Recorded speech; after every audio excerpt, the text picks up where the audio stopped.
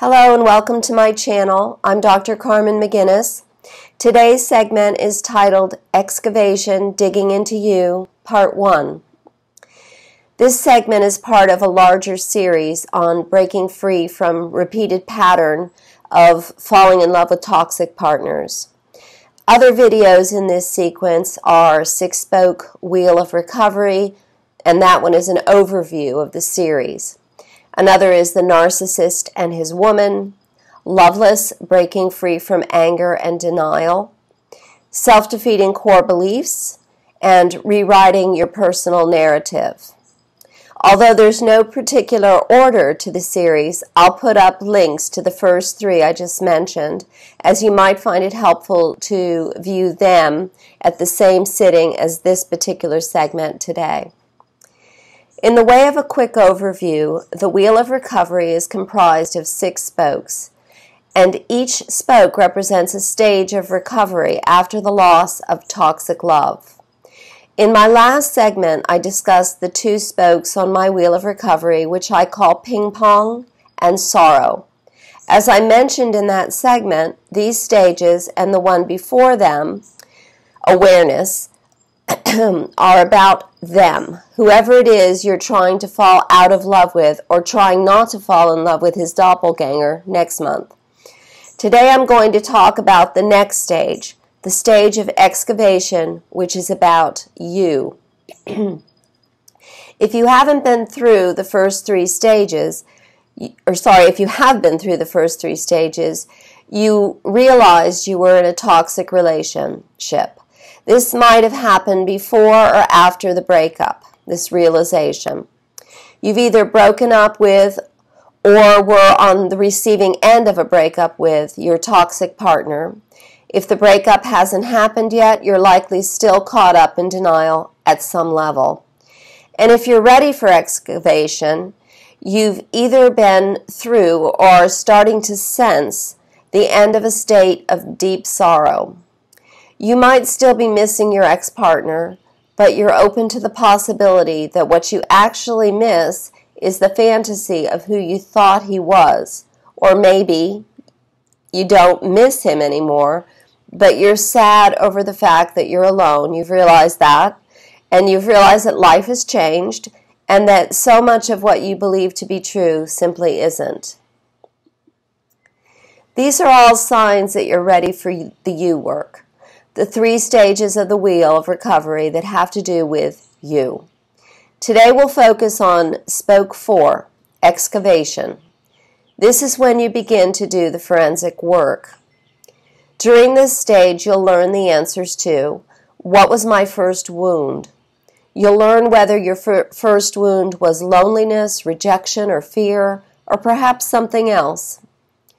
You'll dig further and learn exactly who dealt you that wound, who trained you to be used in the way your toxic partner used you.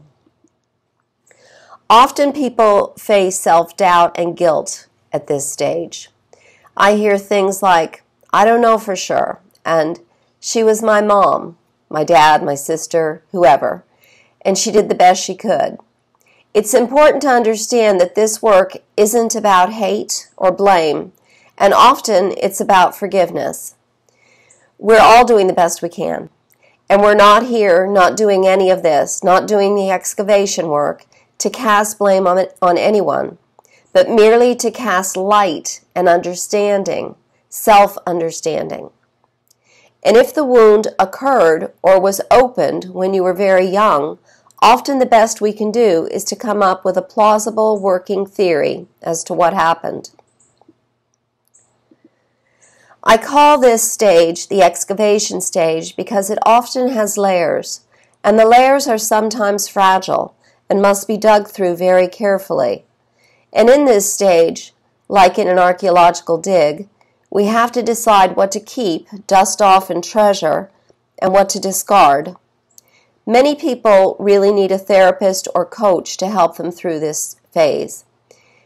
And I mean that as a disclaimer. I'm not attempting to provide therapy in this or any other video.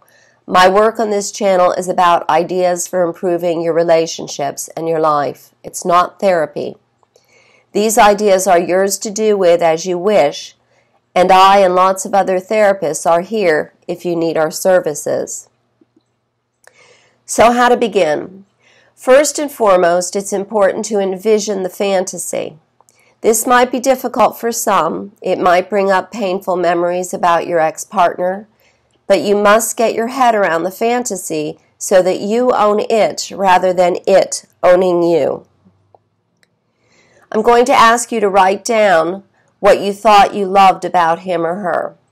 So if you need to pause and get a piece of paper, that's cool. And yes, this is about you. This is still about you. This is not about him or her, because what you thought you loved came from you. It was your fantasy, your envisioned perfect love. For example, the way he looked at you when you first met, that desire you saw in his eyes. Write that down. But what you're going to write is this.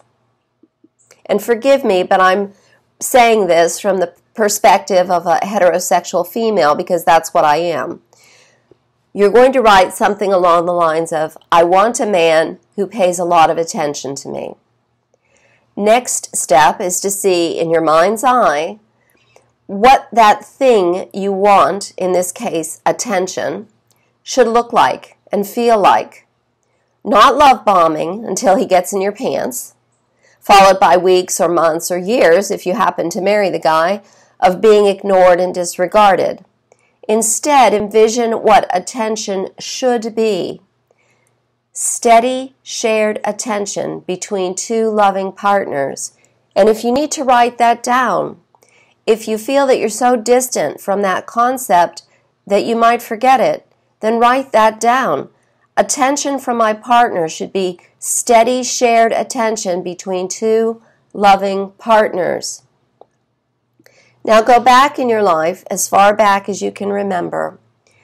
Recall into your childhood and ask yourself, who did I want attention from then and not get it?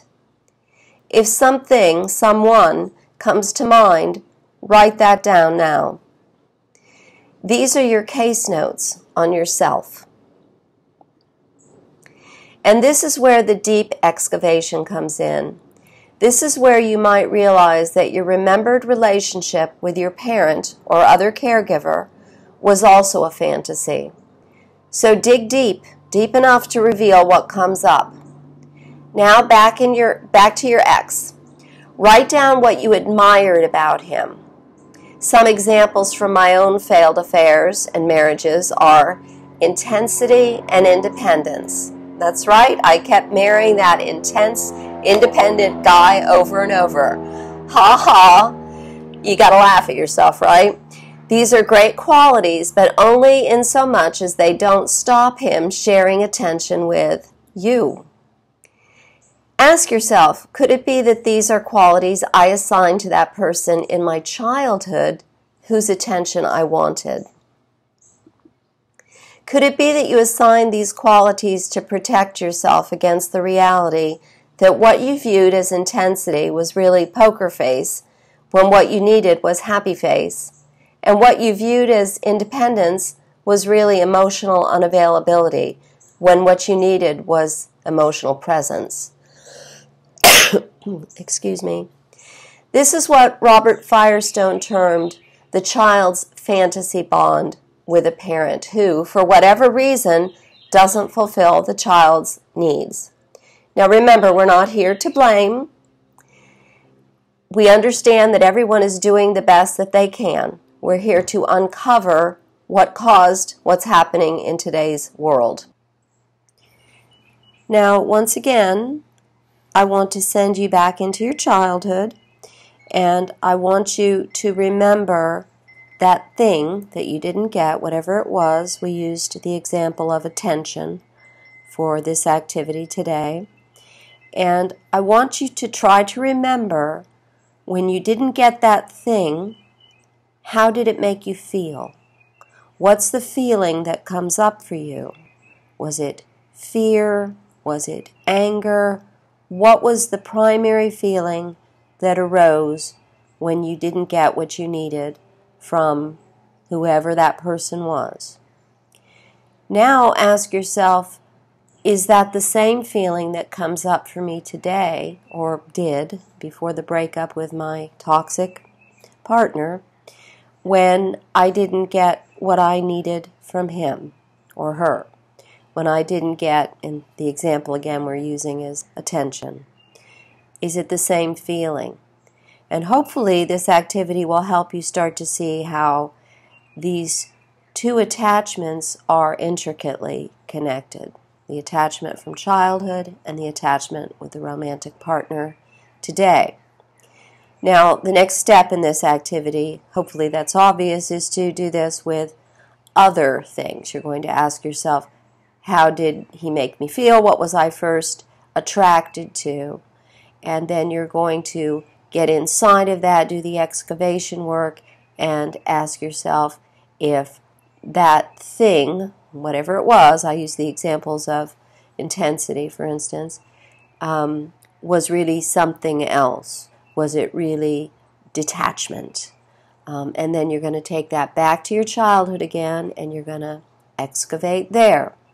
So that's what I would like you to be doing for the next few days, weeks, as long as it takes. And in a moment, I'll mention what else we're going to be doing.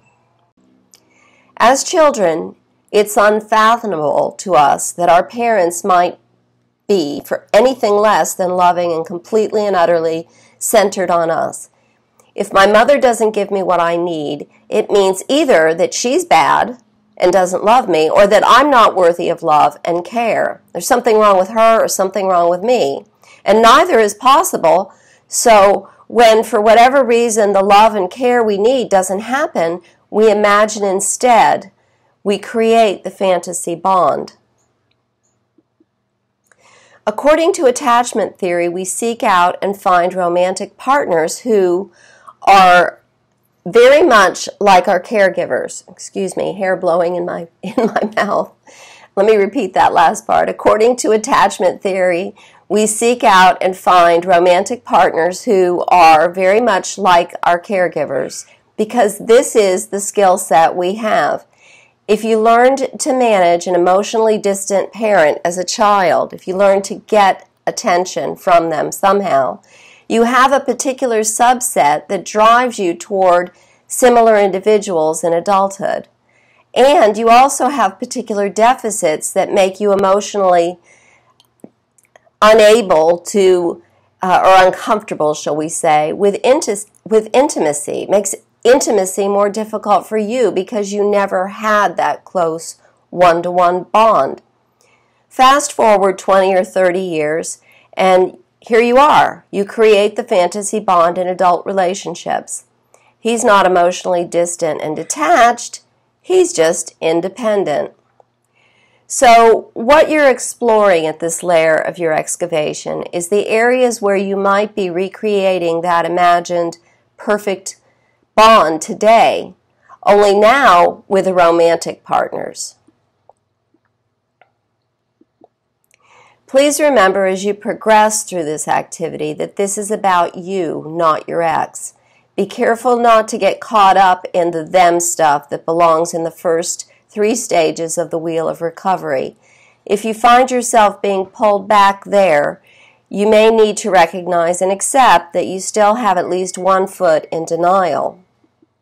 And that's okay, as long as you recognize it and own it. And remember, the wheel is a wheel, not a straight line. That's why I used that particular model. That's why I developed that particular model. It's possible to fall off the wheel and find yourself on an old spoke that you visited before with this guy. If you're having a moment of denial, it doesn't mean you have to go through the miserable sorrow again. Been there, done that with this guy, right? Just try to stay focused on you. Maybe look yourself in the mirror and say, "Yup, there's some good old denial for you. I remember that." And then back to excavation. Now at this point, I want to be sure you understand that this spoke, this excavation stage, won't happen in a day or a week. Pompeii wasn't dug up in a week, and your life, your you, won't be either. This is committed work. and sometimes we take breaks from it. Sometimes we need to. The important part is not to slip and fall on another narcissist or other toxic individual while you're taking that break. So the activity I've just detailed might take a few days or a few weeks or months. But you can do other activities alongside of it. So on Thursday, I'll upload Excavation Digging Into You, Part 2. And in that segment, I'll detail 2 more activities, maybe 3, that you can use during the excavation spoke of the Wheel of Recovery. In the meantime, if you haven't already done so, please view The Narcissist and His Woman on this channel. That segment will provide you with more detail about the fantasy bond and how it plays out in adult relationships. I hope your day is sunny and filled with love and self-discovery. Thank you for watching. If this was helpful, please like, please share, and if you haven't subscribed, please do, and make sure your notifications are turned on. And as always, if you feel you need more support than this channel provides, please contact me directly to discuss how behavioral therapy can help. Thank you.